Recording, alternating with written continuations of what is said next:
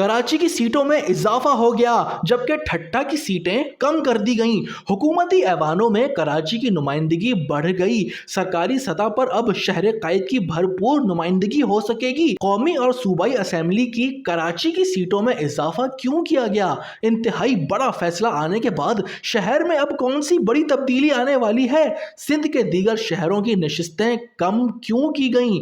Election commission के मुताबिक कराची की बढ़ती आबादी के बाइस नशिस्तों में इजाफा किया गया है। इस इजाफे के बाद कराची की नेशनल असेंबली की सीटें जिनकी तादाद 21 थी अब वो 22 हो गई है और सिंध असेंबली में कराची की सीटों की तादाद 44 थी जो अब 47 हो गई है। शहर के कौन से इलाके में नई सीट का इजाफा किया गया है, सब कुछ इस वीडियो में आपको बताया जाएगा।